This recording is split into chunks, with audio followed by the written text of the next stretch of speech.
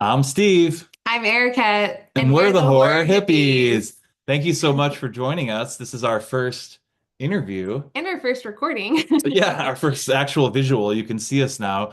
Isn't Yes. she cute? But we decided we kind of wanted to start steering the podcast away from reviews just because enough people do that. And now that we're making our own projects, I don't know. It just doesn't feel right for me personally to like judge other people and then blast that out into the world. Even though we try to be positive. And we We'll also, do some reviews, but yeah, we do more occasionally. like interviews, filmmaking process discussions, pitching ideas, Yeah, pitching so things this is like going to that. become more like interviews and motivation and Mhm. learning from others and how you can do it yourself. Mhm. And then yeah, there's another series I want to do, which is like pitching your dream project. And so I really want to dive in with people and Yes. hear what they're passionate about and what they want to see come into this world, you know? Yes. But for our first interview, we got to interview the writer and director of Lizzie Lazarus, Yes. Aviv Rubinstein. A really sweet couple. We met them And at Popcorn Frights you're and forgetting half the couple. oh, sorry. Oh, you didn't say both of them. Let me redo it. No, no, just keep going. Lianne O'Shea, Yeah, who's the star actress. Yeah. Bethany in Lizzie Lazarus. And we met them at Popcorn Frights. We both had our world premieres there. And both movies got a really Yeah. great reaction and they're just lovely people. They're a Yeah. lovely couple. And their movie comes out Tuesday, January 14th. So check it out. So, which is And probably today if this is, yeah. or in the past. Most likely, if you're listening to this, it's in the past. But please go check it out. It's a quirky, uh, fun, interesting, indie horror. I mean, it's just I mean, like yeah, character character based driven. and So yeah, a really great premise. And yeah, we love talking to them. There's so much useful information in here. it's a very long discussion. It's very long, So but we had a blast. And yeah, we think you'll learn a lot, you'll laugh, you'll cry, and you'll hit like and subscribe. All right, well, enjoy thanks for this joining. interview. So today we have our first interview ever. We're really excited because we have such a lovely, amazing, sweet couple that we've met on the festival circuit, who are the creators and writer and director and star of Lizzie Lazarus. So please welcome Aviv Rubinstein and Lianne O'Shea. Hello, it's us. Hey It's guys. us. Thanks for having us. Good to Thanks. see you. Yeah. I felt kind of like a game show host hosting his first episode, like Drew Carey. Like, uh, Hello, I'll get better at coming to the that. stage now. No, I So actually have been formal. I've been talking a lot about you specifically Trash talk. we're yeah, Yeah. try I was like this Yeah. He's motherfucker. like, yes. No, when we're taught I was we're about to come out with our movie. I think by the time people are able to listen to this, they'll be able to hear the movie or See see the movie, and hear it. hear it with their eyes. But I've been talking a lot about our premiere screening. We met at Popcorn Frights, which is the best film festival in the world, and that I was like went full imposter syndrome mask off the night before the screening and at the bar with the rest of the filmmakers was like no one's gonna like it and what if it's not horror movie enough or everything else. And then Steven was there, like we had literally just met that day and he's like it's okay man, they're gonna love it, and like patting me on the back and giving me the And confidence I needed to. being Oh, so cool Yeah, and kind and supportive and friendly and yeah. making well, the thanks. festival I, just I was the probably going through best. the same thing. Like, oh man, is our movie horror enough? Is anyone gonna like Right, this yeah, thing? right. And turns out both of us were stupid for worrying. And I think like what that encounter with you and with Bobby, who was also at the festival, who said some amazing things about both our films. It's like horror, specifically like horror festivals, they really want you to succeed. Everyone's like rooting for everyone else to succeed, and it's not this sort of like sniping competition sort of vibe. Yeah. So And Yeah. it was so incredible because that was our world premiere for Old Wounds. And so we had never done anything like that before. And Same. reception that we got from Igor and Mark, and the support and the love and just everybody there, just totally got it, and like treated us almost like rock stars. It was crazy. Yeah. Yeah. Same. Yeah. And yeah, I didn't feel any sense of competition, or, it was all just positive vibes, and it was just such a great experience. So how was that for you? Because I know that was kind of near the end of your festival run, right? No, no, That was that was our also world our world premiere. premiere. Oh, it was the Yeah, world it was premiere. Yeah. Yeah. Oh, sorry. Yeah. So Never we were, mind. well, no worries. Do We were your all in the fucking same boat. research, Steven. And it No, was so well received, so that awesome. was our world premiere too, and we were in like a very similar situation to you, where we we've both made a handful of movies in the past, but this one felt like our baby in a way that none of the others ever had for me. Yeah. And it really, like, it was also like we produced it, we self-produced it, Self-financed, we yeah. financed it. It was Yeah. ours more than others had been in the past. And so I felt a very similar tone to what you're talking about, where when we walked in, Igor and Mark gave us big hugs, and they were so excited to see us and introduce us to other people, introduce us to the people at Screenbox who wound up putting out our movie. And Wow. So Great. did that happen at Popcorn Frights then? yes, Yes. Oh, literally wow. yes. That's awesome. Congratulations. Yeah. And as a direct result of Popcorn Frights too, can't thank them enough for that. And so that's so great to hear, because I think a lot of indie filmmakers and people making horror, that's always kind of the question, is like, do festivals mean anything? Yes. Does this matter? Yes. Am I going to get anything out of this? And immediately it is resounding yes, it matters. yeah. And Yeah. it's so weird because you'll hear so much conflicting information about like, oh, only the big fests matter. If you don't get into Sundance or South by Southwest, you might as well not submit to any festivals. Erica, you're nodding your head like you have heard this directly before, right? And like, Popcorn Frights is a great festival. It is like, I hand to heart think it's like the best film festival in the world. But it doesn't have the same name recognition as like Sundance, right? Yeah. And yet Slam Dance from a couple years ago like didn't have that many sales. The industry is ever changing, and bigger movies are kind of encroaching on these festivals. And so the advice that we didn't listen to say like, if you don't get into a whatever big name fest, you shouldn't even try to sell your movie, is horrible advice. And there are people out there, especially in horror, that all they want to do is find cool shit and tell their friends about cool shit. Yeah. And there are tastemakers still like Igor and like Mark that have the ear of places like Screenbox and Shudder and all of these like horror specific platforms. Yeah. And they totally walk the walk, and that's what they were telling us, is how they're so committed to that, to supporting new voices, and how they're not going to sell out. And that we need spaces like this, because some of those festivals that had been smaller, that had been supporting, Yeah. for example, South by, Yeah.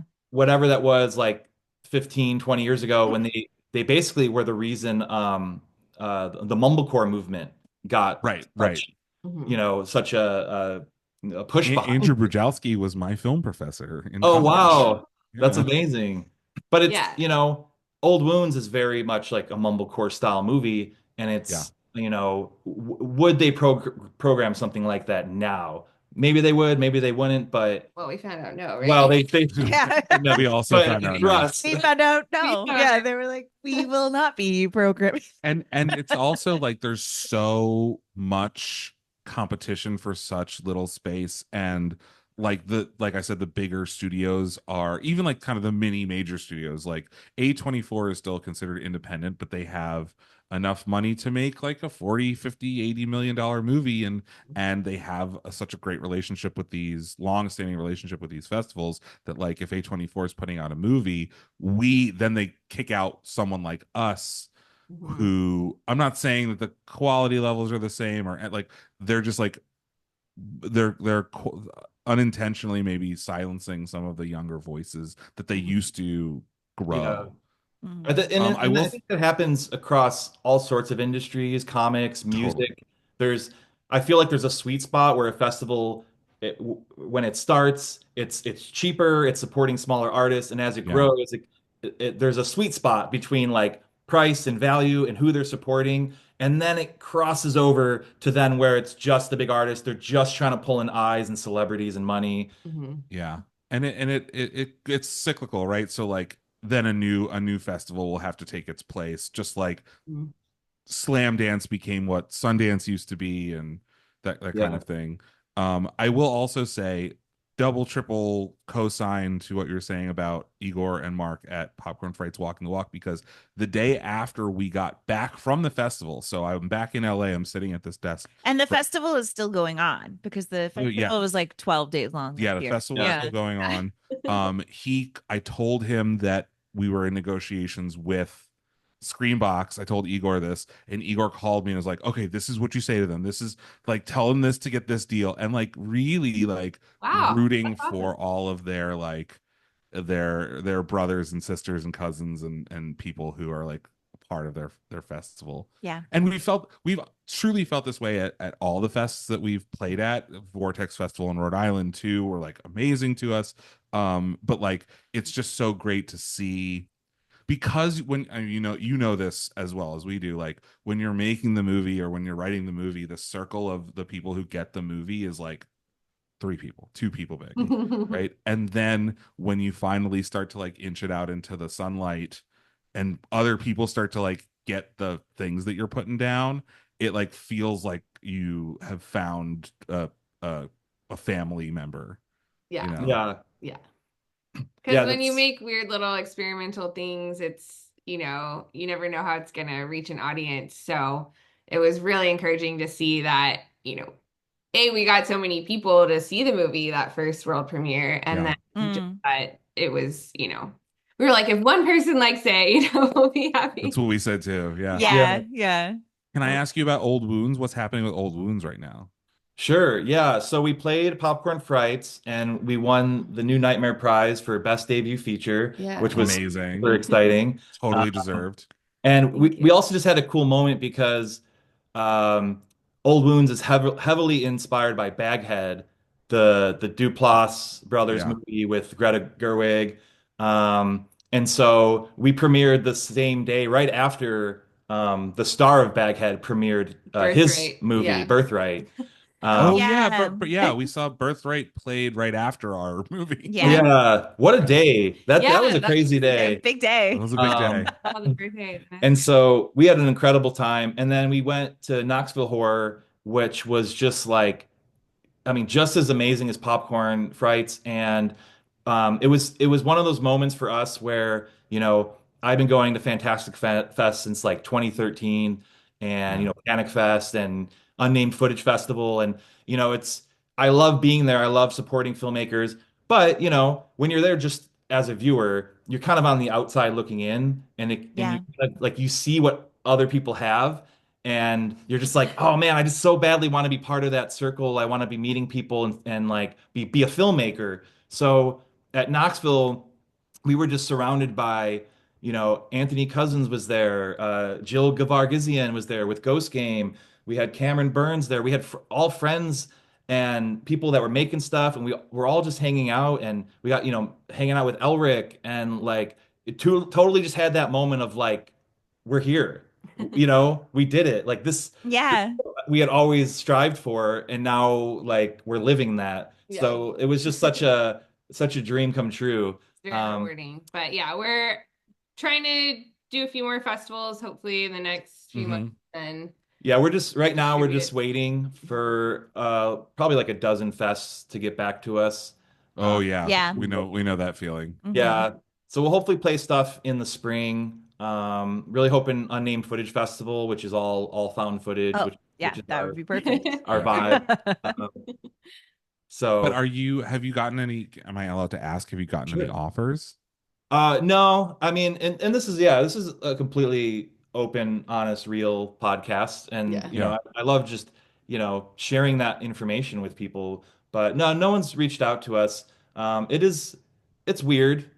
It's weird. It's not, I don't know how marketable it is because, like Anthony Frogman, you hear Yeah. Frogman and you immediately go, well, I got to see the Frogman, Yeah, right. Right. you know? Right. Yeah. I mean, I you Lizzie have Lazarus has yeah, a catchy name too. you have I a feel like great it's like, oh, what title does that and mean? immediately that Thanks. hook. we have yeah, we have an okay title. I really like Old Wounds. I like the title, but also like this is like that grass is always greener thing. Like I think your found footage thing is so cool and marketable and like such a fresh take on a thing that we've seen a million times. Yeah. And so like I would be shocked, bowled over if like by this time next year someone hasn't scooped this up.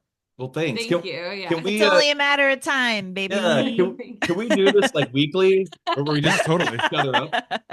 Yeah, Uh, gas each other up. and that's Um, another thing we're so new to this, and so um, we've shot 3 movies. We've right. shot 3 features. Old Wounds is the first one that is finished and out, but we're trying to find different paths. Like you were saying, the industry is constantly shifting and changing, and people that they thought they had a hold on things a year or two ago, everything gets constantly flipped on its head. Yeah. Totally different. So, Yeah. So true. whether you do, Tubi or, a lot of people are like four-walling right now, or like look at like the successes of like Hundreds of Beavers. Yeah. And so it's really up in the air. So I don't know. We might try to book screenings on our own and then self-distribute through like indie rights or Film Hub or something. Mm. Honestly, not a horrible idea, especially because your hook is so hooky, you know? Um, but yeah, I think we were looking at we four-walled our premiere, which we had to postpone because of the fires in LA, but it turned like it was not the huge money loser that people said that it would be. I mean, true, we were only doing one night, That's true. We were only doing one but screening. But yeah, I think you funded it yourself, question mark? Mhm. Yeah, we did Indiegogo and then Awesome. funded the cool. rest. Mhm. And you're not going to lose your house if it doesn't make No, I Yeah. promised $40 million.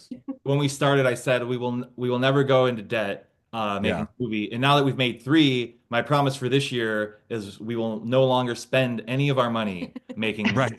That's our thing Hey, now too. that's great. Like you Oh. never went into debt over it. That is awesome. So yeah, we have a similar thing where we went into a little bit of debt doing this, but not so insurmountable. Yeah. And any money that we take in from now on is like found money. Is like, oh man, Yeah. we got to make this cool thing. People like it sometimes, and every so often we get a little bit of cash for it.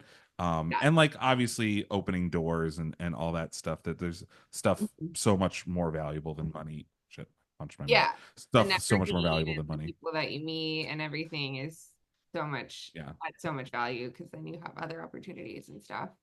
So I would love to get into Lizzie Lazarus and just your overall Yeah. experience, I guess, starting with festivals. Like, had you done them before, or what did did it, was it what you expected? And what was that whole experience like for you? Did you travel around as much as you could? For Definitely traveled. We Yeah. traveled as much as we could. For me personally, I think this was the first thing that wasn't a short film. For I guess first feature that I was so involved with from the beginning that has done festivals. And so that was really cool to be a part of. Like I've acted in projects that have played a lot of festivals before, and I've, because of that, been able to go to like 1 or 2, Is but that for like only if the they're ones in that LA. smash? Yeah. Yeah. End zone 2, Yes. baby. Yes. Yeah. Yeah. That is the Once and Future Smash End Zone was amazing to be a part of. Amazing to see what an absolutely incredible festival run those projects had, because they were playing somewhere, it felt like every week For for like a a year. Yeah. And it was so cool, so crazy to just be able to share like, hey, if you're in Scotland, my movie's playing this weekend, like, or wherever. And was that cool You because know, you also like I feel like you found a loophole or a hack because you acted in End Zone 2, but you also are in Once and Future Smash. It's like you did one movie, but you're in two movies.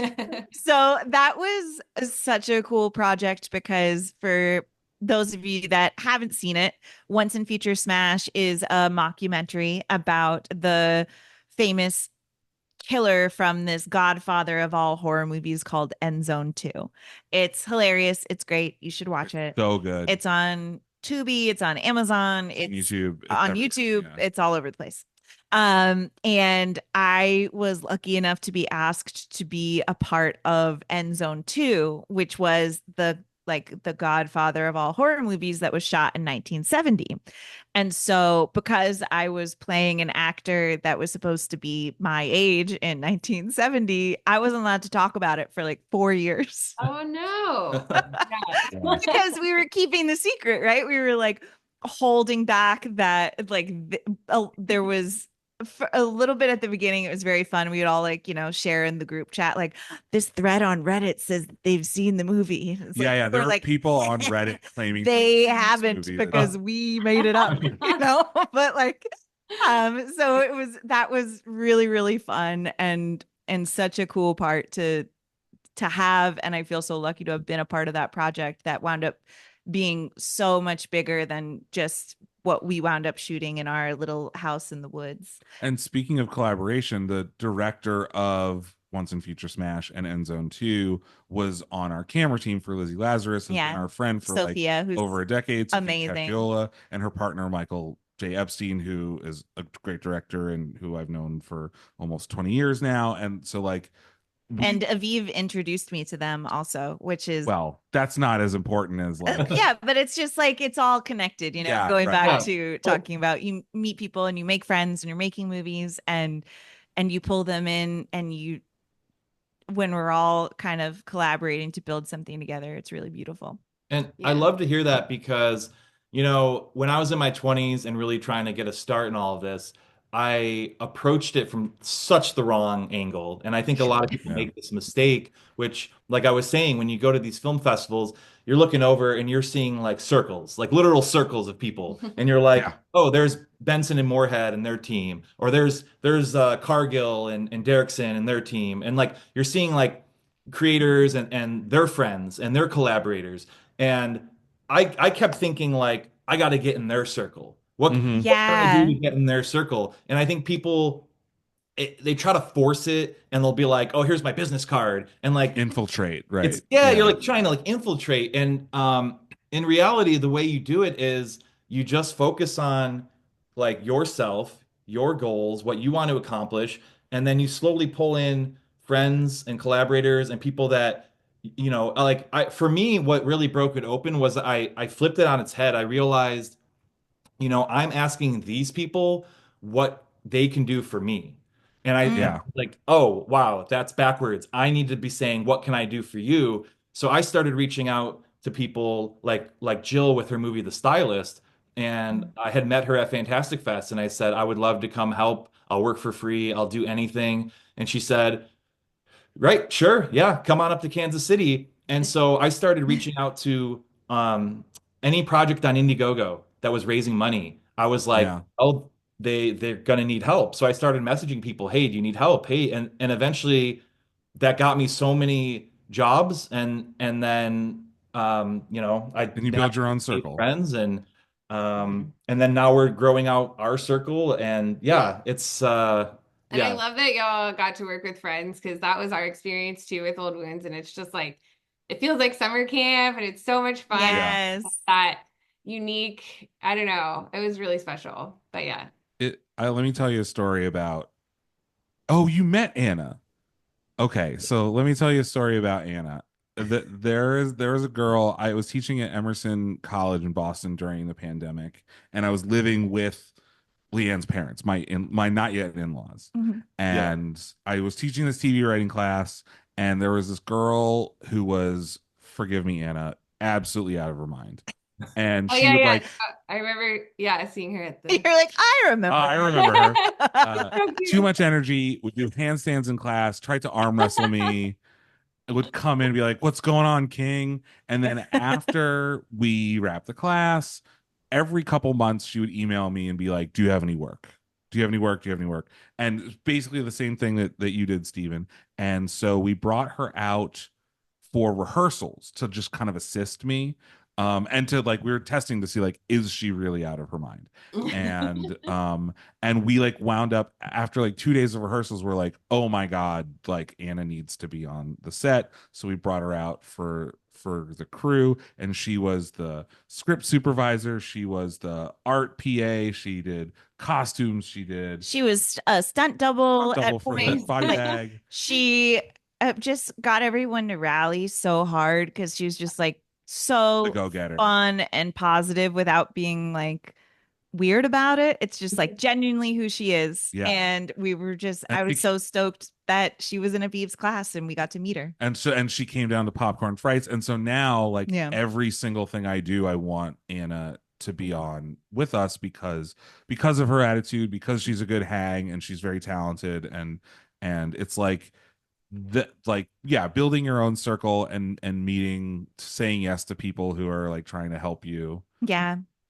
I Yeah. think also when you were talking about it, I feel like there's we're based in LA and the LA of it all. And also I am an actor. I produce and write now as well, but I started as just an actor.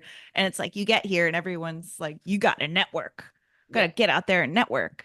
And you're like, oh, okay, what do I, and you like go to these parties and you're like trying to talk to people and everybody's just kind of like bumbling around talking to each other, trying to network, not really sure what they're doing. Doing the same thing, right? And like, what can you do for me? How can you help me? yeah, or like just not really sure where they fit. And I think it now recently has felt like, oh, this is what everyone meant by network. Like it becomes this like ugly word, right? And it's like, oh no, you're just working with your network, your people, like the people that are on your level or like that you've met randomly at some place that you just click with. And that is what makes it so fun and brings that summer camp vibe. And you can sometimes really I think make amazing stuff.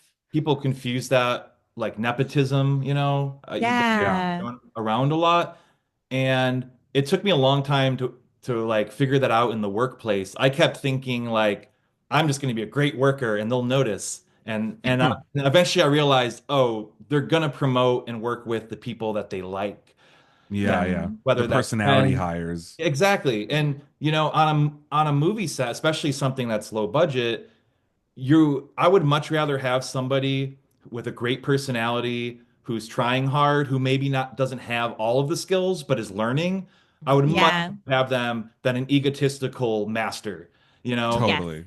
like definitely. yeah. And that goes for everyone that we worked with on Lizzie Lazarus, including Lianne, who is sitting next to me, but also including Omar Mascati, who plays Eli in the movie.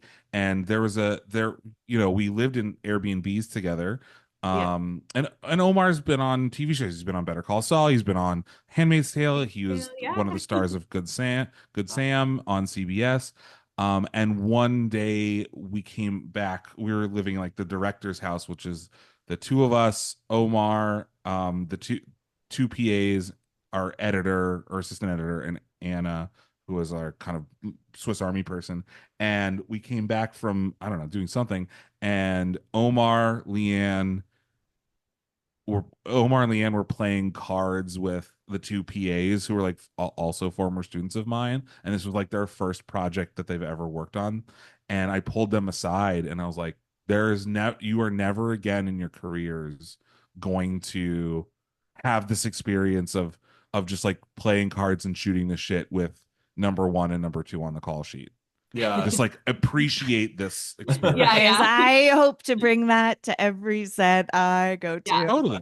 I'm like, let's play cards, let's make pancakes, like we're all here to work together to make something cool. So And I like that about fun having time. like a smaller set too. It's just like you get to know everyone a lot better and Yeah. And Yeah. we were taking like literal like story notes from from other members of the crew, because like, you know, we have this situation where characters are carrying a corpse, and it's very easy in a script to say this character picks up the dead body, but in reality it's like far more difficult.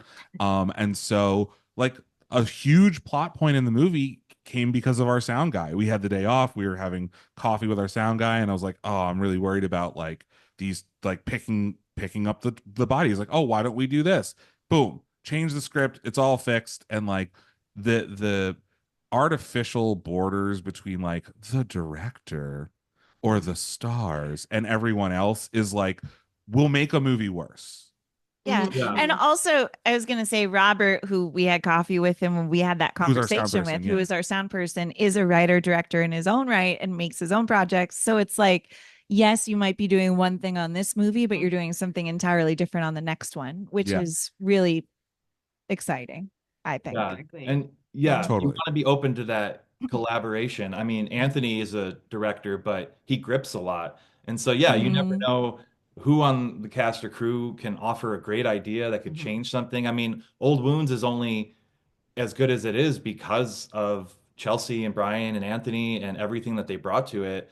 And then, you know, having the, you know, you have the ability to recognize that and not Yeah. just shut it down. I think a lot of people get too precious and they go, oh, well, this is my movie. And Yeah. maybe this is a conversation for another time, but No, I but think it's I think you're absolutely right. I, It's I like think like the glory of me becomes more important than the quality of the movie.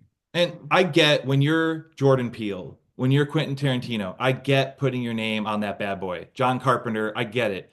But in this world, I see that where people will put their name at the top, and I'm like, From the twisted mind yeah, of a guy you've never heard of. yeah. And you know, it's I kind of believe in, you know, be the change that you want to see in the world. And 100%. that's the attitude that we take into everything. And so with like Old Wounds at the front of the movie, it says a film by, and it lists all five of us. It That's was great. our whole team was five people. And that's just what I believe because we all collaborated, we all worked on this. And I think I really got that through doing craft services. So when I Mm. started on the stylist and Scare Package 2 and my first like five, six, seven things I was doing craft services. And what that allowed me to do was go to every department and it a real like to me everyone was the same. Everyone was equal. Yeah. I could go Yeah. to the PA, I could go to the director, the star, and hey, here's some food, here's some snacks. What can I do for you? But I treated everybody the same, and I really believe that. I don't think, you know, I'm really inspired by movies like Sing Sing, which paid the same rate Yes. to everyone That from was my favorite movie of the year. Hands down. yeah. Honestly, Yeah. We haven't seen it yet, yeah. but Oh, it's very good. Oh, yeah, It's you so gotta good. see it. It like even like you were saying, they pay everyone the same. It's You when can you see it, it's just like you can see it on screen. yeah. it's so But good. but I think that that's also like walking the walk. It's not just the right thing to do like from an ethical standpoint. You also can see it on the screen. Mhm. It makes the movie better. I have like so many things I want to say about that. My first feature film was also kind of a mumblecore movie about like a band on tour, and it was a team of six. It was like very similar to yours. It just wasn't found footage. It wasn't horror, but it was like the same kind of like team dynamic. And when I was going for distribution, they asked like who it was written by, and I said these six people, and they're like, no, that's too many. And I said, well, what about story by these six people? And they're like, no, that's too many. And the distributor convinced me that it would look amateurish to say that six people contributed to the writing or the story of this movie. And it's like one of my bigger regrets. I think I like changed it on IMDb after the fact, but I was like, but like, yeah, this kind of spirit of collaboration is the only thing that's gonna keep movies alive. Mm. And then the other thing I wanted to say about this idea of craft services is one of the reasons that we made Lizzie Lazarus when we did and how we did was because we had a pretty bad experience on the movie that we previously did, which was in Malaysia, and so they have an entirely different film culture there.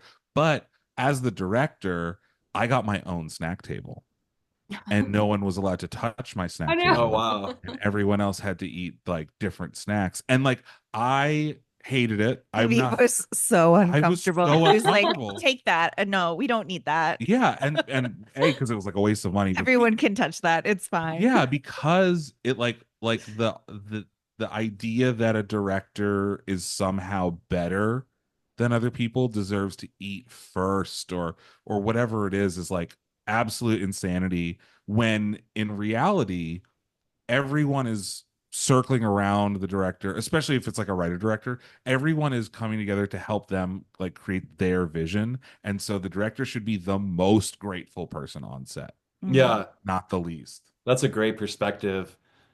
That's how I felt every day. Every day we're on set, I'm just like, I can't believe this is happening, and people are Yeah. helping this become a reality. Yeah. Um, but yeah, there's a level of there's such a level of just confidence when you like finally figure out who you are and accept that, and you don't feel like you have to pretend or be someone you're not, and you can kind of remove that ego and be open to collaboration or Mhm. yeah, I don't know. I was going that, but Well, I was gonna Yeah, ask you, oh, sorry, go oh ahead. please. I was just gonna say, like, with Lizzie Lazarus, you said that your last one in Malaysia, it was a bad experience. Was it just because it was so like big and like different culture, and then really wanted to scale back with Lizzie Lazarus? A handful of things. There were some Handful of things. There were crimes. a handful of delays and a handful of things that didn't work out. And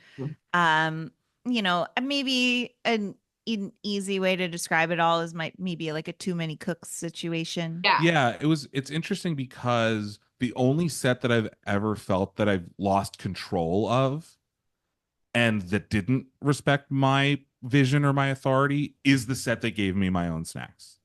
Right? Is like in like it's so weird that like they they really wanted to make everyone look like the thing that they were without actually like being the thing that they were. And I don't think that that is like a reflection of the Malaysian film industry. Like they make great movies. Yeah, it was just Yeah, this yeah. one. We worked with a lot of great people. It was no, there's a fire engine going by. Mm. It was this. It was. Are you circling the house? Oh no. It was No, it's gone. It was like this specific production and the personalities on it. Tons of egos involved that contributed to this too many cooks situation where and the moment that I like tried to collaborate and listen to other people, and that was seen as like a sign of weakness on oh my wow. part.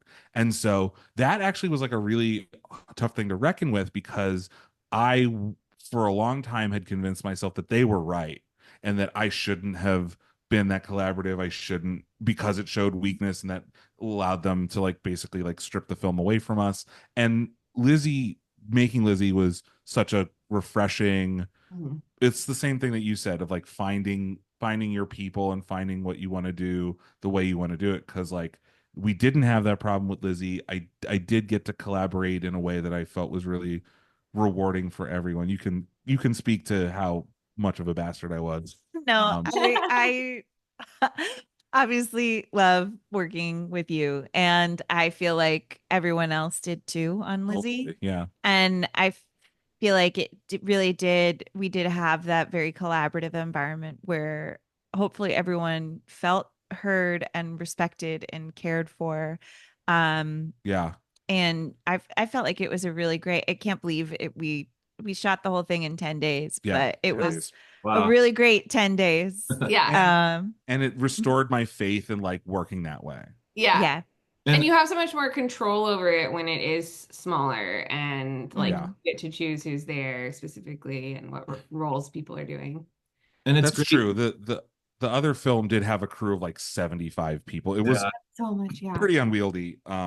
So yeah, I the smaller crew, lighter, faster, get to know everybody. So that definitely plays a role in it. Sorry, I cut you off. No, no, it's great because that's, persistence. I think the greatest strength you can have in this industry is to hang in there. And you didn't Yeah. let that experience beat you down. You came back and I did let it beat me down for a while. But but You not got back you up. so you not resurrected. Not forever. Yeah. It was Resurrected. Aviv Lazarus.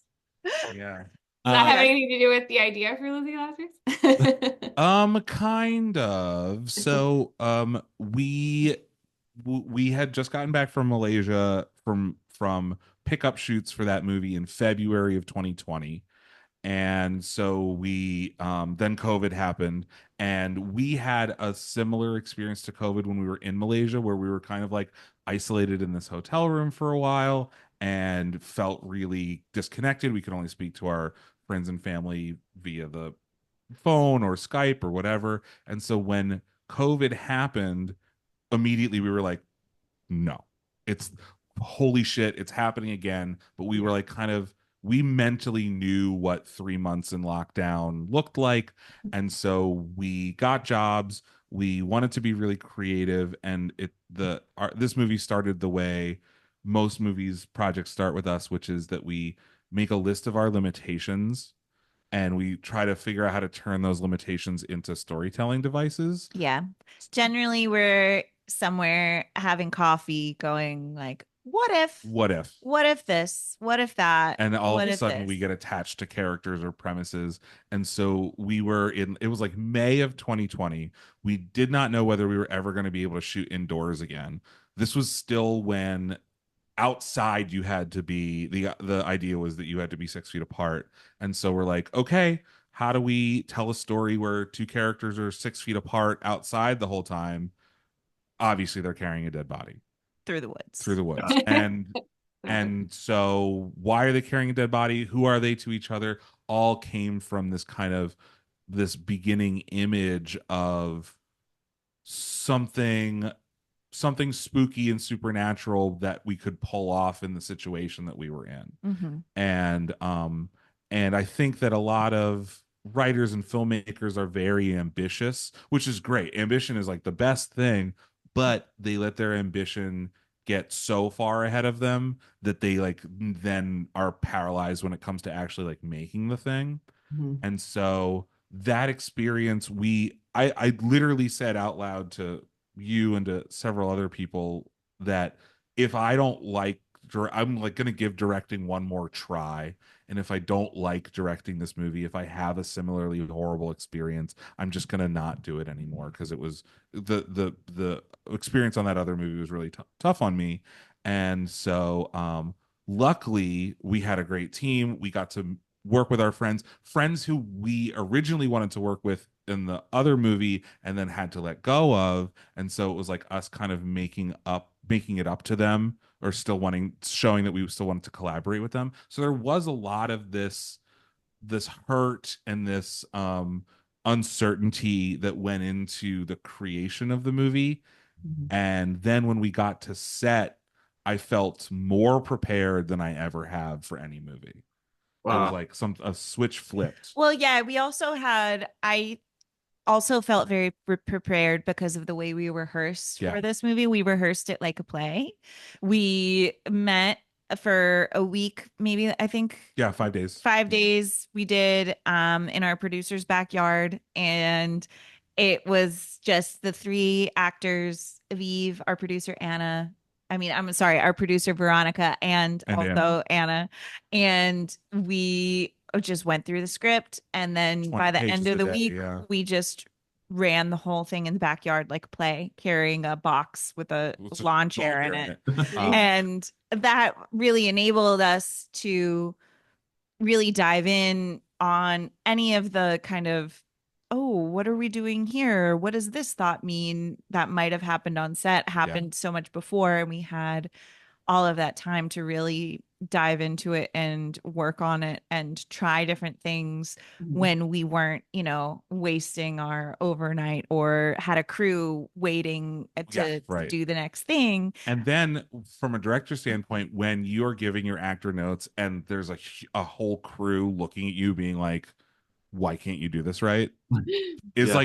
like what the stakes are artificially high. You're like wasting time you don't have. I would prefer to do all of my directing before we get to set and basically not talk to the actors um Yeah. while we're shooting. Um and I want to also shout out on our final day of rehearsal where they performed the entire movie. They did it basically perfectly.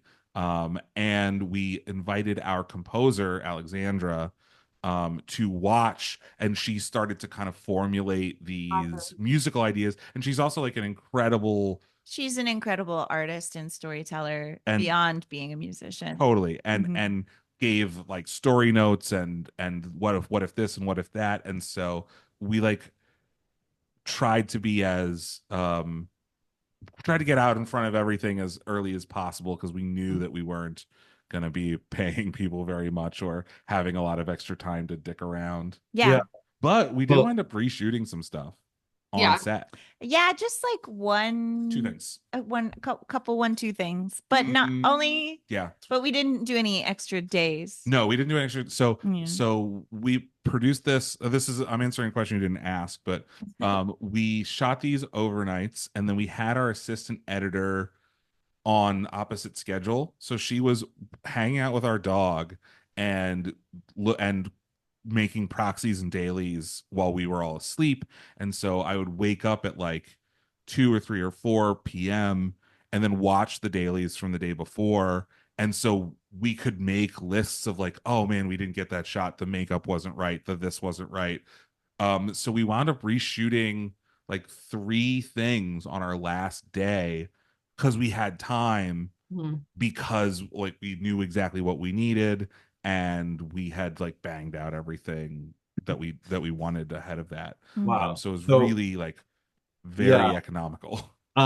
So there is so much that y'all just said that I just want to dive right into. But I was going to say Yeah, go really ahead. quick, I think it's so smart to do that, like rehearsals and the preparation, especially when you have such a short time. But also, like with y'all's film, it's so dialogue heavy and so character heavy. And it's like those things are crucial for that kind of a film.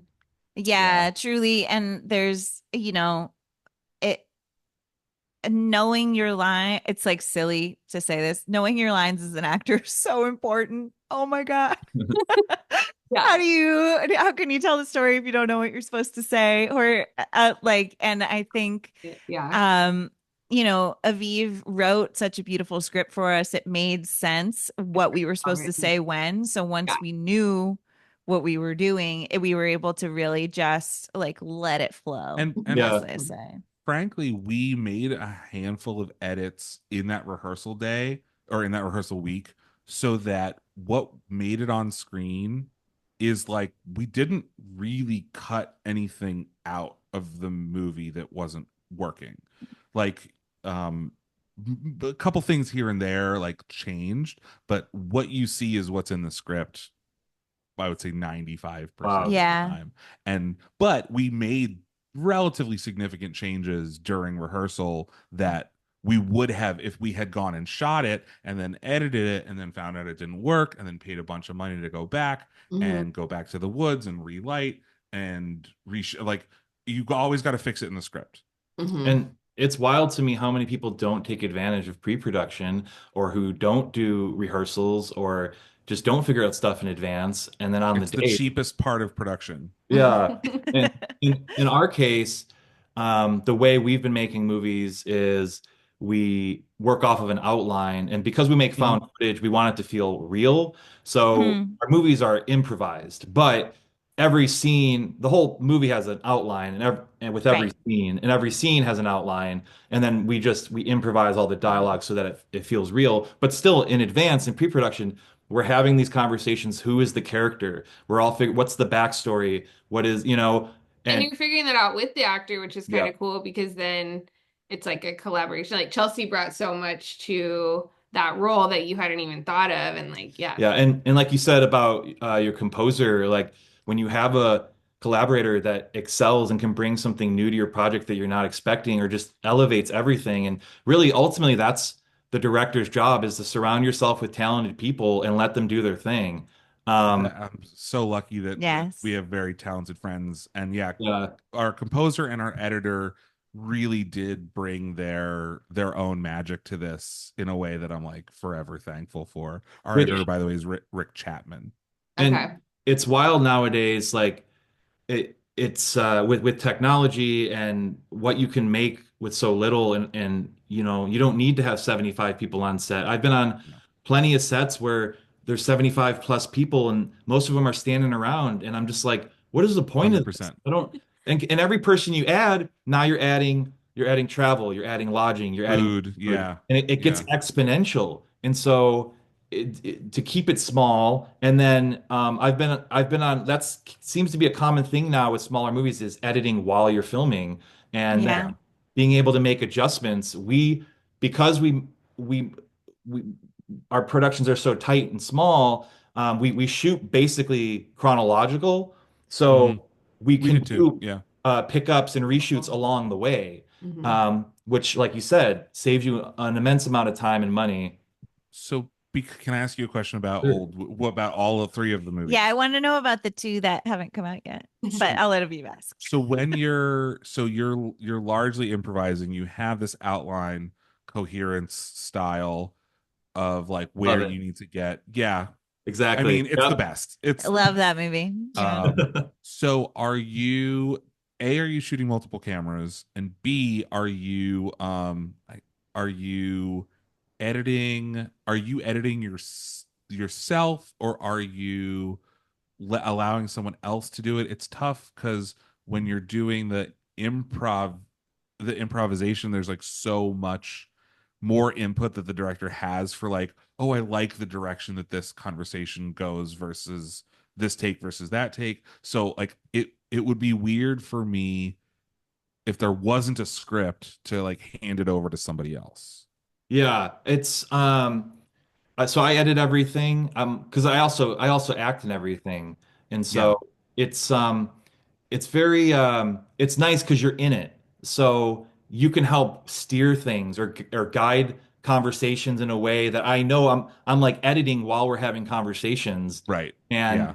so I know, like, what do we need out of this scene or out of this moment. So that's been very helpful. And also, because it's found footage, I'm DPing at the same time. So I'm shooting, I'm getting like the necessary angles we'll need. And so we typically, I mean, sometimes it's one camera. On the last one, we shot a this past summer, we shot a movie in secret at Bonnaroo, the music Hell festival. yeah. Oh, I feel like I remember Yeah, you're telling us about you that. told us Yeah, that, or maybe Brian told us. It Oh, we sounded have so cool. I was like, yeah. that was so fun. We had 5 iPhones, So and everyone had everyone an has like a iPhone, different version, so it's gonna be different quality like footage. but so like Perfect. my iPhone 7 Yeah, is this one. and just like for the I character. yeah, and Mhm. I look at every movie as that we do as like part therapy and part experiment. And so You've seen our movie. You know yeah, that I agree yeah. with that. And so it's just been I love found footage, man. It's so freeing. You don't have to worry about lighting and sound as much. You still have to worry about it, Yeah. but Yeah. people are way more forgiving with that format. And so, like, when we went to Bonnaroo, the five of us, it was Anthony and Rebecca from Frogman and our friend Joe, who's an actor. And so we knew they make stuff. So we were able to trust them. Hey, you two, you go shoot a scene. You go shoot a scene. We'll link back up. We'll shoot a scene together. And so, like, truly just like giving into the process and letting people do their thing and hoping that you catch that lightning in a bottle. Um, Hmm. And do you but find that there's more storytelling in the editing then? um, I yes and no. I mean, because we have the character arcs and the whole story kind of has Hmm. an arc. That's kind of already in place. But it's the way I look at it is like I go in and I basically just I keep the best stuff. So when I finally got old wounds, like I was just cutting out the excess and the things I didn't like. I got it to 2 hours, and I knew that was too long, but I just kept the best stuff. And Yeah. so Mm. then when I went in, then I could fine tune like, hey, this is a joke just to be a joke. We don't need that. Or hey, Right. this is a piece of information the audience doesn't need to know or that they find out later on. And so I was able to kind of refine it as I went. And so then I went from a point of like, oh man, I don't know what I'm going to cut to then being able to cut another 10 minutes. So it's an hour Mm. 50 now. And I'm still like thinking like I'll go back in later and maybe cut out another 5. So yeah, I don't know. And that's been a fun process to see it kind of come to life because there is an element of just luck, not luck, because we plan. It's more of just you just hope for the best Yeah. and you don't know what you gonna get. I mean, Anthony told me when we were filming Old Wounds, he was like, like this is crazy. Like I could never do this.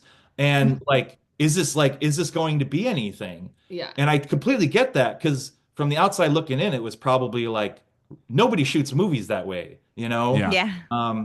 But I think, and what I kind of wanted to talk to you about too is like how your past experiences influence your present day decision making, and how nothing is for naught. Like if you did something you thought, oh, I failed, or I regret that experience, or that movie in Malaysia really sucked, you learn something It that did. you then It did. use on Lizzie Lazarus. And so the only Yeah. Totally. yeah. The only way I'm And able to make the movies this way is because I failed for 20 years, where I was making stuff with just myself or with one other person, where I was acting and editing. I was learning every single part of the process and shooting like improv and in real time and just the whole like just everything. And I thought I was a fuck up. I was like, what yeah. am I doing? Like for the longest time, I thought I was just like failing. And then finally, it all just kind of clicked together. And I was like, oh, wow, I could not make Old Wounds without that 20 years of Failing. Yeah, right. Yeah, I was gonna say, like, kind of related to that. I feel like it's just the confidence that you deserve to be there. You Mhm. know, Yeah. the confidence that you have the skills and you deserve to be there, and you're making the thing, and it's a good thing to make.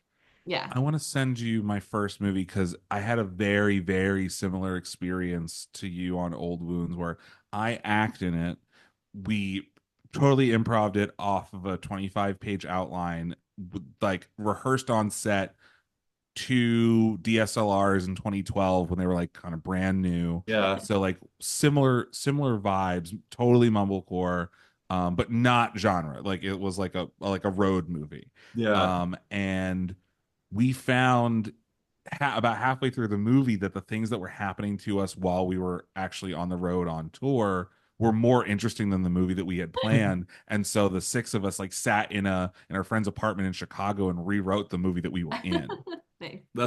And it was crazy, but I edited it myself. It took me forever. We had like 1,000 different cuts.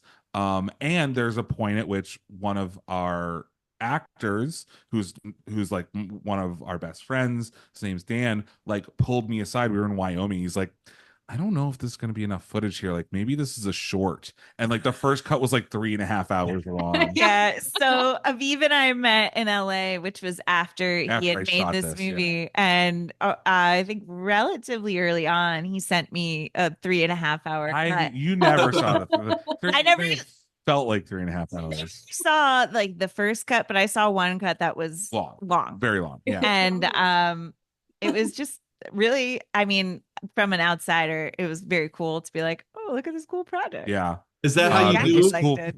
Cool That's how project you that knew is she too was the long. one? She watched that Oh, 3.5 hours. Lianne was my acting coach. We had to do a pickup scene like 2 years later. Lianne was my acting coach for it. Oh, nice. Oh, yeah, I forgot that. That's not how we met, but That's not how we met, but yeah, I did help him with that one because scene. I cannot and act. rehearsed it. But He did a pretty good job. then He doesn't like it though. I don't like my acting, but I'll send it to you. You can all see. It's called The I Anchor. love Right? that. That's not the movie I'm here promoting. But I agree with you 1,000% that like everything teaches you, every failed project teaches you something. And I don't think that anything's really a failure unless you like lose your house, right? Unless someone comes to you and says this was the worst decision you've ever made in your life. But I'll also add that like some stuff we did for Lizzie out of spite. So one of the things I like try to challenge myself every movie that I direct, I want to like flex a new muscle or whatever. And so in in Malaysia, that movie like ended in the woods at night, and everyone in the production team convinced me that we had to shoot it against a green screen, and Uh, and we wouldn't be able to light the forest at night. It would look like an episode of Scooby-Doo. And so like we have to move into the studio to do a green screen. And it's like one of my biggest regrets of my entire life. And so when we were It's it's okay. It's not your fault. But when we went to do this movie, I was like, woods at night, I'm gonna prove to myself that I can light and shoot things in the woods at night. And so like that was the spite muscle that I was flexing for yeah. this. And like the next movie, this movie is like all dialogue. So the next movie I direct, I want to be like much less dialogue and more camera movement, and like everything like knocks you into a new direction Yeah. in your own personal like filmmaking journey or whatever. Yeah. I love that you're so open to like exploring different avenues, because I think some people get so stuck in like one thing. And yeah, the lighting in Lizzie Lazarus is incredible. Yeah, it looks which great. Thank Oh, you. thank Well, I thought that's was really all hard. Tommy. Yeah. I will say our Tommy Oceanic Tommy- and also Kevin and Kevin and she, we had like a four and Alberto And de Curtis, yeah. Costacaya, like we had like a 5-person lighting crew. Our cinematographer Tommy Oceanic is also a great gaffer, and every day we would go to our set, we would go to our location, we'd like find our stretch of the woods that we were dealing with today, and I would say okay, and they walk for like 5 minutes, and he's like, I can't do it, I can't do it. And you're asking me to light too much of the woods. We don't have the crew, we don't have the gear, we just can't do it. And I just would say, hey man, try your best. And he'd like huff off like you're asking too much of me. And then 20 minutes later he'd come back and be like, I lit it. And so Great. he's great, he's a genius. But like, he I wouldn't call it a tantrum. He had like his own existential crisis every day. And the very first shot of the woods at night, there's no lighting. It's like just lit by a lantern, because of like the way we had to shoot it and the size of the shot. And so when he saw that in our like rough cut or whatever, he's like, I ruined the movie, oh my god, I didn't do it right. And I was like, no, no, no, no, it's not colored, it's not what you lit, it's not lit at all. He's like, oh yeah, okay, I forgot. And so yeah, he saved our asses so much because I wrote a bunch of stuff that I didn't know how to do myself. But that's okay. And Yeah. Surround yourself with smart people. I love that idea of just pushing yourself into new directions and trying new things. And that's what we try to do with every project. And there's a level of being like smart about it where, Yeah. we're not going to be like, hey, let's write like a chase scene shootout that rivals Bad Boys Yeah. 2. Like there's definitely a limit but it's about being smart about every time you do a project, pushing yourself a little further and getting Yeah. those new skills. So I love that you did that almost as like a middle finger. Like I like a lot of what we do is Yeah, pump a little rocks, bit. but I love how it's just like, you know what? This is what I'm gonna do, and I'm gonna figure it out, and it's gonna be great.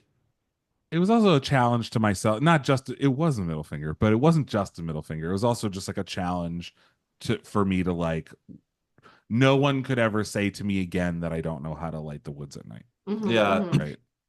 I want to like just give me a minute here because I just wanted to backtrack to a bunch of stuff you had said earlier that's still in my brain. Yes. Um, Yeah.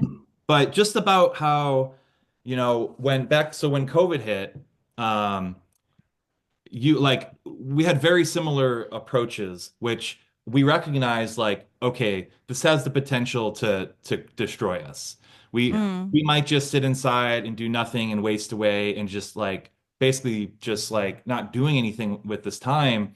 And so we went the opposite direction and we went, how can we turn this negative into a positive? How can we utilize this time? And so like when I got my COVID check, I started putting that into movies and producing and helping Hmm. people with their projects. And I ended up, over the course of the next couple of years, ended up working on the most movies I had ever worked on in my life. And That's then, awesome. So I amazing. gained so much experience being on other people's sets and then seeing like what did they do right, what did they do wrong, and you learn so much more on the sets that go wrong. Oh, that is absolutely true.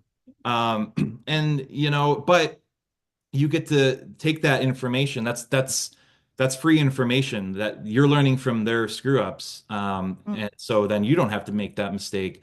And like how the way you made a list of you know weaknesses or things that like you could turn into something, and Limitations, yeah, yeah. limitation. Yeah. And we did the same with what was available to us. So you were talking about having to be outside, having to be 6 feet apart.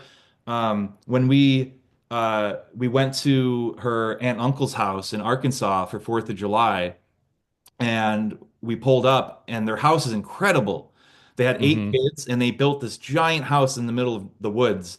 And so right when we pulled up, I was like, we have to use this. Like the production value here, Totally. Yeah, this this would house is cost incredible. millions of dollars if you wrote this. And here we have it for free. And Yeah. so it was like we have access to this, and we asked like, hey, let's just ask. And they were like, yeah, you can have it the week before Thanksgiving. So we had a location and we had dates. And so just like that, it was like, I think we have to make a movie What do now. we do with Yeah. this? Yeah. Yeah. Do you know Um, what that reminds me of? Have you ever seen Walk Hard, the Dewey Cox yeah. story? It's like when he gets that look in his eye in the middle distance where you like a song is coming on and his Yeah. wife's like, It's like, "Don't write a song right walk now."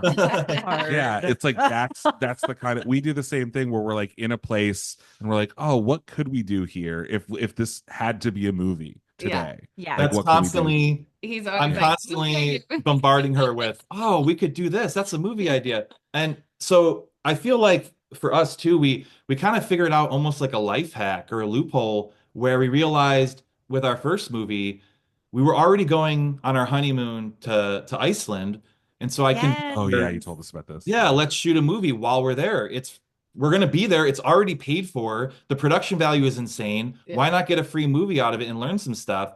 And so we've done that 3 times now. And kind of going forward, that's kind of our mentality is like, where do you want to go? What do you want to see? What do you want to do? Like, let's come up with a concept that fits that and go there and spend a little amount of money and film and like it's just been really life-changing and eye-opening and now like I'm constantly my brain is just always on the lookout for like opportunities. We might pass like, oh, check out that abandoned farmhouse or look at Yeah. that rusty shack. Let's go get a few shots. We might be able to use that in something, Yeah. you Yeah, know? yeah. Yeah, I love that. I feel like, especially like coming from an acting perspective, like you could very easily live your life as an actor, just waiting for auditions and waiting for other people to give you permission to do something or Yeah. tell you you can do something or invite you.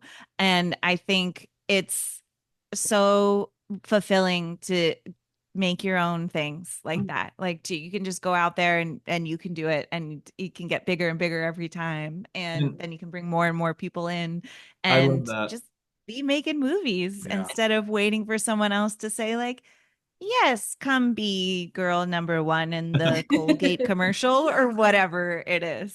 It's also like the kind of non-toxic version of that like always be grinding thing Yeah, Yeah. of Always be like filming. people in the middle of like the LA fires are posting on LinkedIn being like what the fires are teaching me about B2B sales. Yeah. And it's like No, not that. not that, but it's also like, oh, we want to experience, we love making movies, we also love doing this other thing, traveling in your case. And so like, can we collaborate on that to do two things that are fulfilling at once, two great tastes that taste great together, and maybe one day one of these things will pay us back for all of the effort that we put into all of them. Yeah. And speaking of like the fires, in Horror in the High Desert 3, the director Dutch used fires that were happening in the movie. Yeah.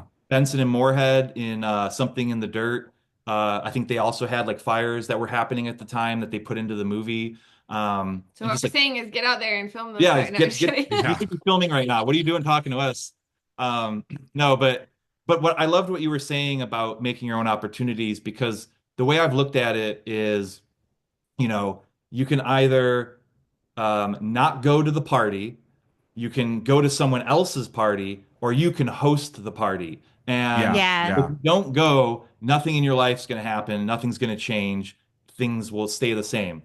If you go to someone else's party, you're going to learn some things, you're going to meet some people, but it's not your party. You don't have control. And I had been on enough sets where I was just, hey, you're going to be the stoner that gets killed. Or, right. It's always the stoner. yeah, well, And it's that's fun. I That's get fun that. enough, I get right? that. Well, you are the myself. horror hippies. Yeah. But we did it to ourselves.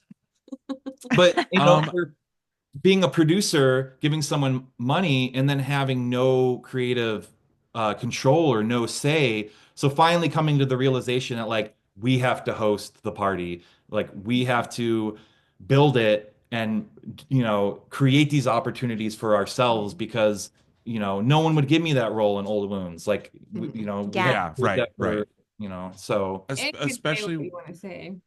And totally, I mean, the speaking of roles, it's like so many things that we've written or come up with. It's like, okay, what famous person can we get to be here? And I think there are so many talented famous people. No hate to them, yeah. but there are so many talented people Not that famous. aren't famous. Yeah. And I think ultimately, when not- people go to the movies, they're there because the story is powerful. And I think a lot of people who we don't already know can tell those stories. Yeah, And yeah. for sure. to add what you were saying about like shooting real things, I want to shout out Do Not Expect Too Much from the End of the World, which is a Hungarian film that shot like used footage of like actual protests Oh, wow. in there. And I think like, Spike Lee does this in kind of a very specific way where he will use it as itself versus like working it into the movie.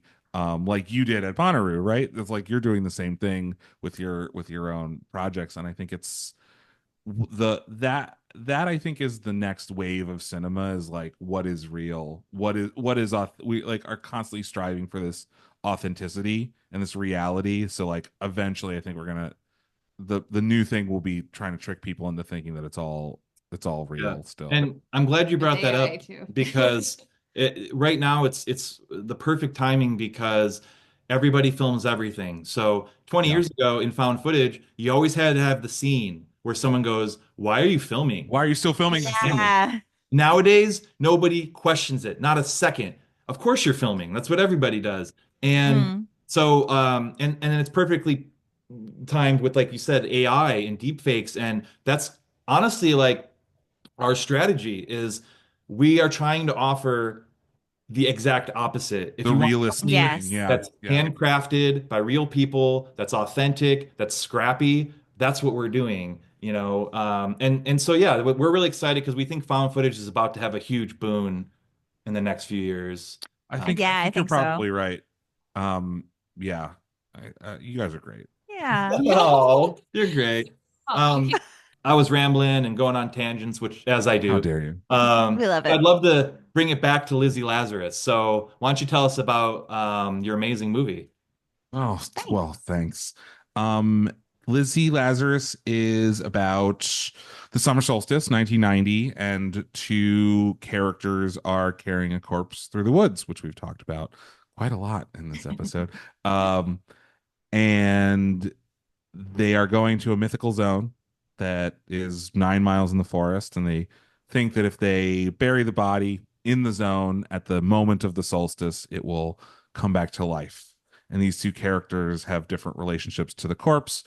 Lianne plays Bethany, who is Lizzie's sister, and Omar Muscati plays Eli, who is Lizzie's ex-boyfriend, because she is dead.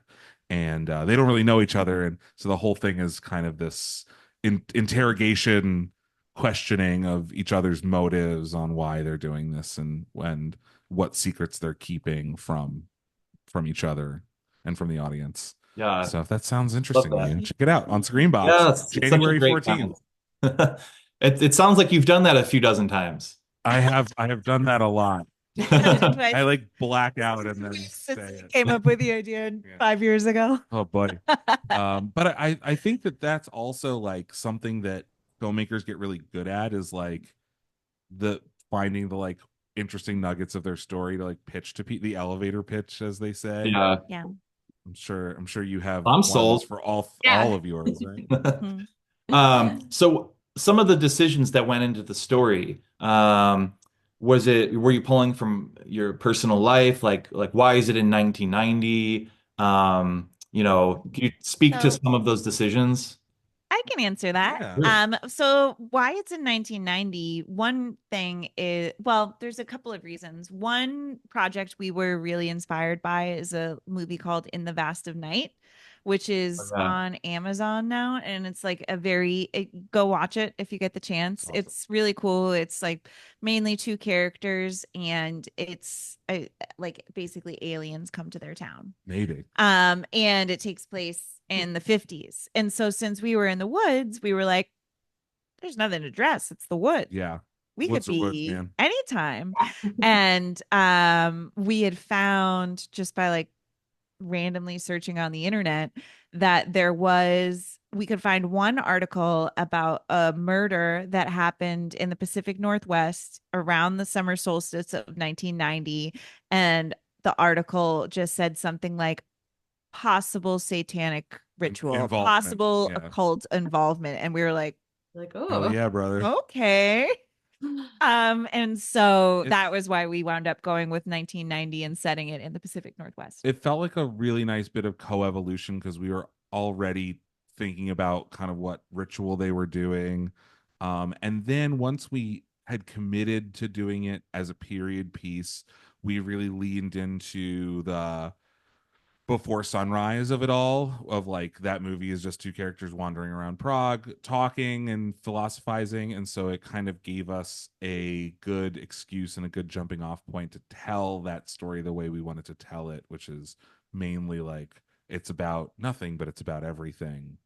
These two characters. Yeah. Yeah. And if you And a said it, great- oh, go ahead. I would say a great avenue to talk about conspiracy theories. Yeah. Whose influence was that? Aliens, baby. Well, it is wild how much the context of the year could change your story, because if it was modern day, one of those characters might just be on their phone the whole time, Yeah, right, Yeah, right. body with exactly. one hand and checking Facebook in the other. And one of the original outlines of it was like, okay, now we have to explain that there's no service and their Yeah. batteries are Yep. running low. Yeah, that was like pretty early on. Very early. It was like early on, it was like, oh, the like second line of the script was like, I don't have service. Yeah, and You know, like that went away, luckily. yeah, Like yeah. that, So yeah. exactly. It gets Yeah. annoying sometimes And- in movies when it's like, Yeah, okay, that's how do we get rid of the you always cell have to have phones? that scene. Well, Mhm. also, 1990 to me feels like, well, first of all, like when you're putting on your producer hat, that's just so smart. Like you said, hey, we could do a period movie for practically, for really cheap. If all we have to do Yeah. is, I think period know. cost us an extra like $300. Yeah. Yeah, and like, that's and that's so that was fun. probably just from the car. The car, yeah. Yeah, that was Yeah. probably just because we had to borrow a car that was appropriate. And so Borrow that's smart, / rent. because that's Mhm. another element to your movie that helps it stand out. But also, Yeah. I was born in 1986, so I grew up with unsolved mysteries and aliens and ghosts and conspiracies, and it was fun. In 1990, Yeah. conspiracies were fun. If that was Yeah. said now, X-Files. What's wrong? Yeah, I think that that's a huge part of it, and like there are definite reasons why. So Bethany's character, Lianne's character, is the one kind of espousing all these conspiracy theories, and mileage may vary on whether or not she believes them or if she's telling them for like a alternate motive. But I think that these are some of the I was in the we were both in the kind of the depths of COVID, and we saw all of these real life conspiracies and conspiracy theories coming back of like election denial and the pandemic is a lab leak or a Chinese bioweapon or all this other like clearly nonsense QAnon shit. Yeah. And so when we were talking about which conspiracies to use. We always wanted to allude to the idea that the people that were supposed to be kind of looking out for us and taking care of us weren't, but didn't want to do it in the like Tuskegee experiment style, like this is an actual a thing that happened that A caused horrific a crime. horrific Yeah. crime against people. And but it's so weird how the first conspiracy, basically the first scene in the movie where there's dialogue, Bethany, Leanne's character, is talking about how President Jimmy Carter, had like an encounter with a UFO, which is like a real thing. 1969, Jimmy Carter It's said, really interesting. I did a bunch of research on it after Aviv wrote it. crazy, right? You can Yeah. like watch YouTubes about it, and it's really interesting. And so it like just so happens that both Jimmy Carter and aliens are back in the news now. Yeah. And so we got like a little fortunate about when we came out. And so it's also how these things pop back up. But totally, you're like absolutely right that like the times that we're living in informed what we wanted to do, but we always wanted to be having like a little bit of fun even in like the darkest parts of the movie. We didn't want it to be like this sadness porn. Yeah, it's not Yeah. misery. Misery torture porn or whatever. And so those were some of my favorite conspiracy theories that I don't really believe in most of them, but like they're just so fun to Well, entertaining. And I love too how y'all kind of brought like a little bit of campiness to the tone, like especially with the musical number at the beginning, and like just I love that. Like, hold up, because we obviously don't want to ruin anything in the movie, but it opens with a musical number. Yes. So I do need to hear about how this came into being, and it's such a bold choice, and it's so memorable that immediately thank you, people are hooked. Yeah. Oh boy. That's an Aviv baby, I would say. It was. I love music. I've been a musician since I was like 5 years old, and the song is from this band in Philadelphia that I really liked and I played with when I was in high school and college. And it always, to me, there's like a line in the movie where it says that it sounds like the end of Cabaret, and that's always kind of how I felt about this song. It sounds like maybe this time. And we knew that we were going to start with this dead girl in the river moment, which we've seen in like 10,000 other movies, and so we wanted to do something that was different and a little bit weird, and like caused you to kind of ask yourself what is real. Is this really happening, or is this in her mind or our minds? And so it was always the songs written into the script. We put Megan in Megan Osterreich, who plays Lizzie, who's incredible. We put her in a freezing cold creek. And she sang it, and then we like recorded her in the woods singing the song. So what you hear in the movie is her like on location singing. And everyone that when we tested the movie with family and friends and stuff, everyone told us to cut it. No. It confused everyone. It was different. I love it. It was different. But I also think this is like totally inside baseball. We didn't have the credits over it originally. It was just the song, and people were like, did not know what to do with it. And then we got a couple of suggestions. I remember one from our friend Yasmin, who's great and who's a great filmmaker in her own right. Was like, what if you did it over the credits? And I'm like a opening credits hater. I like just I don't like opening credits in movies generally, but as soon as we put the credits in, everyone started to love so I think it was just like that extra little spice that like kept people engaged with what was happening. And so now it's everyone's favorite part of the movie, which is great and very validating. But it was on the chopping block a little bit. I don't think we were not really. I think every time someone mentioned it to Aviv, he would come home and say to me like, so and so said we should cut the music, and I was like, no, I like it. We'll find a way to make it work. It's great to have that support system with married couples. Totally. Can we reveal as a horror hippies? Yes, we are married. Horror hippies exclusive. Yes. We've been married since July of 2023. Yes. So funnily enough, we actually got engaged while we were very early in Pre-production, yeah. pre-production for this. And I feel like one of the first things I said, like after being like, yes, let's get married, was we should do this after the movie, right? Not during. Like, so we were like, yeah, okay, great. Movie this summer, wedding next summer. And Yeah. that was what we did. Every morning she would take her engagement ring off and then transform into Bethany. Yeah. But I mean, it's okay. such a beautiful thing to have that. We've met a lot of couples in the horror filmmaker world, and to have that collaboration on such a deep, intimate level where you can trust each other, you can pick up the slack or fill in the gaps for Yeah. each other, and really like, yeah, just push each other. Yeah. And for us, it's been magical and we can tell with y'all, it's been magical. And obviously it's been a great team up, you know? Yeah, I think it really helps Yeah. build a relationship too, because you are having to work as a team and like, you Yeah. know, figure out communication and all that. Can I ask a couples counseling question? Yeah. So obviously, like there will be disagreements Yeah. How do you deal with disagreements when you have different, like, this scene shouldn't be like this, it should be like this, or like, oh, we got to shoot this first, or like whatever the disagreement is, like how do you manage those? Yeah. I mean, we luckily have pretty like different roles. So I'll handle most of like the production side stuff, whereas he does more of the creative side stuff.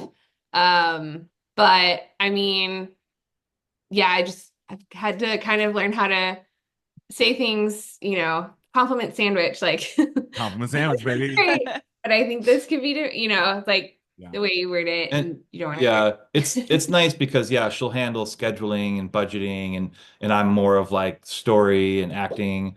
But I guess like one example would be when we were shooting the big climactic scene of Old Wounds in a barn. Um, it was one of the last nights, and it was starting to get really late, and we hadn't eaten yet, and she was like I was making. lasagna and the oven like wasn't working and it wasn't cooking. I was like, I don't know what to do. But And they were like all stressed because of the movie and they were talking about something and I like interrupted and we got into a little disagreement or argument there. But it was just like, okay, like yeah, everyone eat and then cool down. everyone. Yeah. Have No, something to eat. it's coming from such a place of love and respect and understanding that like we're not enemies. We're in this together. We all have the same goal. So if she's trying to push us towards like, hey, we need to like speed things up, or we need to eat or whatever, you know, and then that just becomes a conversation. And I have to remind myself too that I've been on a lot more sets. Like she had never wanted to make movies. She also didn't like found footage movies at all. Hell And yeah. and now we make found footage movies. And so sometimes I have to remind myself like that things I just know or take for granted, Yeah. she doesn't know. And then I'm like, oh, okay, I have to like, you know, so there's certain scenes like because that final scene with Chelsea in the barn, she is a very emotional, raw, vulnerable place. And so, you know, that was on me as the director to build like a bubble around her in a sense. Right. Yeah. And and she unknowingly intruded on the bubble. And but it's because I didn't properly convey like, hey, we, you know, she needs space, Sure. Yeah. you know. Yeah. So it's really just about communicating and respecting each other. Yeah. Yeah. It can get hard in those like really, you know, like intense moments on filming because you're like in a time crunch and you know. But there's also an element of because we shoot things so quickly and like we do have literal deadlines. Like for Bonnaroo, Bonnaroo is only for those set days. Yeah, right. And You can't ask them to push extend it. Bonnaroo, yeah, so we just have to go. Like it almost becomes you almost get in a flow state of just trusting you're doing and not really questioning things and just keep continually moving forward.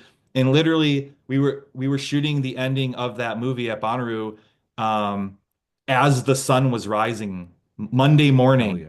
and Oh we're my God. literally racing the Like, we have to sun. get the So ending. we don't really have a choice. It's kind of just we need to just do this. Yeah. But how about for yourselves with that? Pretty similarly, I Yeah, think. I was going to say I feel very like connected with what you said because I think when we get to set, we're doing such different things and our roles are quite defined. Mhm. And also I think I fully trust Aviv as a director and I believe in what he does and I trust his opinion. And also he's, taught me a lot of stuff I know about production because I went to theater school. I didn't go to film school. And so most of what I've learned is working or, being sitting in on a class at the college I taught at, or Aviv's told me. Yeah. And I think because we do such different things, we're able to trust each other to do the thing that we showed up to do and like kind of um stay out of each other's way, I guess. I mean, I think vice versa too, that you've taught me so much about acting and working with actors, because that's a thing that film school does not prepare you for. Film school is like a very interior time that you spend working on this stuff. I went to film school twice essentially. And so like I came out of it not really knowing how to work with actors. And so I think that that is the thing that I always try to remember. I don't even need to try to remember. The thing that is the first in my mind is that if Lianne does something that is like unexpected for me, if I'm like expecting her to do X and she does Y, either on screen or in rehearsal or whatever, as a producer, I just trust that she is doing it because she thinks it's like what is she thinks needs to be done at this moment. And if it's not what I think needs to be done in this moment, then we like have a conversation about how we are tackling the same problem in two different ways, as opposed to you did something that I didn't want you to do, which is like very egocentric and very Yeah. like Mhm, laying the mhm. blame on her versus like it's we're both fighting the dragon together. Yeah, just remembering you're on the same team. Yeah. Is the most Yeah. important. Which is huge. And people, when we got married, people thought for some reason that it was the time for them to give us like relationship advice. And Maybe so that happened for you guys too. did I that don't happen know. when you got married? People were like, so here's how you do it. I'm like, we've been together for 10 years. But the relationship advice that some of the relationship advice that we got when we were getting married was it's not you two versus each other, it's you two versus the problem. And I Mhm. think that we attack all of our productions like that. Yeah, we've kind of always felt that way. Yeah. Mhm. Yeah. And what Erica was saying earlier too, like, you know, um, what a lovely shared experience to have with your partner. I mean, Totally. most people aren't fortunate enough to be able to do this together. Most people, and I'm not trying to judge others or anything, but I am. they work, they might work separate jobs. They don't see Yeah. each other all day, and they're only spending time together at like dinner, or maybe they go out once a week, or they go on one trip a year, or whatever. That's cool. But we get this incredible experience of working together, of taking on challenges, of growing, of evolving, of learning new things, pushing each other, creation. Like it's such a wild, amazing roller coaster ride to have together.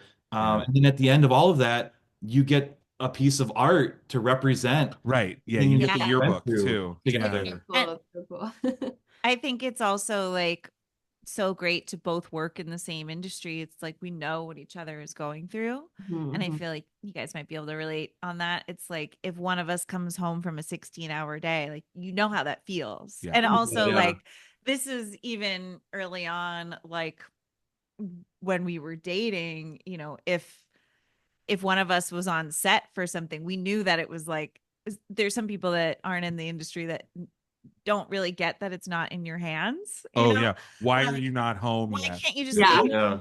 What do you mean you're done? Like, why can't you go? And Why there's don't you just tell them you're gonna leave? And like, what? No, we're not done. why don't you just call Taylor on the phone? Yeah. Um, yeah, I think that that's huge. And there Yeah. is like a stereotype of the partner of the person in the industry who like does not understand the industry, who's like constantly browbeating their partner of like, you haven't made it home for dinner in 3 weeks. And we never do that with each other, which is good. I think we just really respect what each other does. Yeah. Yeah, I love that. that's beautiful. Yeah. Well, did You're y'all have any beautiful. other final thoughts or anything you wanted to wrap up with Lizzie Lazarus, which is coming out on Screambox Tuesday, January 14th, January 14th. Tuesday. Yeah, check it out. Let us know what you think. I would love, as you probably heard, and however long this podcast winds up being, I like don't like gatekeeping any filmmaking thing or any like part of the business, because I want filmmakers to be really smart with how they make films and how they sell their films. So like if you're a listener and you are interested in making a film, like reach out. I'm at Rambo Calrissian on all social medias, and like I will talk to you about making movies. I just want there to be more good movies in the world and fewer bad ones. Same. And I'm on Instagram at Lianne O'Shea Official. And yeah, And if you can't remember that, slide into my DMs. yeah, if you can't remember that, follow them. Don't slide into, don't. As her husband, professionally, yes. Otherwise, no. And if you can't remember those, Lizzie Lazarus, spelled the normal way, Lizzie Lazarus. And yeah, we hope that you like our movie. It felt like a part of us when we were making it, and so now it belongs to everyone else, which feels very weird but also exciting. And Yeah. And thank you guys Yeah, for having please. us on. I'm so glad Thank we you. met This at is amazing. Popcorn. yeah, And Mhm. please follow them, Yes. like their stuff. We highly recommend Lizzie Lazarus. We both really loved it. Yes. I do have one last question. Oh. Who is the mastermind behind Lazarus? So Find weird. out if she resurrects. So we had a group chat that Oh my a bunch God. of our friends went, like, we both, first of all, we both love Chapel Roan, like Yeah. hardcore. Yeah. And like early in the summer, I remember being like, Aviv, your band should cover this song or Yeah, this band, song rock or this band. song. And then later on, we had a group chat of friends that were just like spelling out Goofing things off stuff, in right? like the hot to go manner. Like hot dogs or Yeah. whatever. HOT. G-O I don't remember. H-O-T-G-D-O-G-S. I love hot dogs. They're the best. And so we just like basically played this word game with each other. And our good friend Tim, who is actually the one who married us, Oh, he wow. like loves Like these officiated us. yeah. Nice. We're in a sister husband situation. No. No. He like was one of the people who introduced us and performed our marriage ceremony. And he loves these like word games and puzzles, and so we kept going back and forth with these. And then as I was doing a little Instagram post, I realized we could do it, and I did it, and I thought it got like, I don't know, 80 views. Thought it went away forever, and like people are bringing it back now like 6 months later, which is great. It's Love it. so funny. I'm so surprised, but it's very heartening that that people love Chapel Roan and want to find out if Lizzie Lizzie resurrects. Yes. Well, we can't wait for your parody version of Pink Pony Club. So, You got it. well, Anything thank for you you. so much. Yes. Y'all are seriously Thank you. some of You're the most best. loveliest people that we've Yeah. met. So, Yeah. We're gonna- congratulations we're on gonna- the success.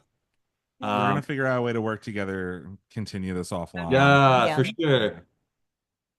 Well, Well, do we just let it run out? I think we Yeah, got just- 20 minutes and here. now we wait. Longer I'm gonna stop recording. Bye.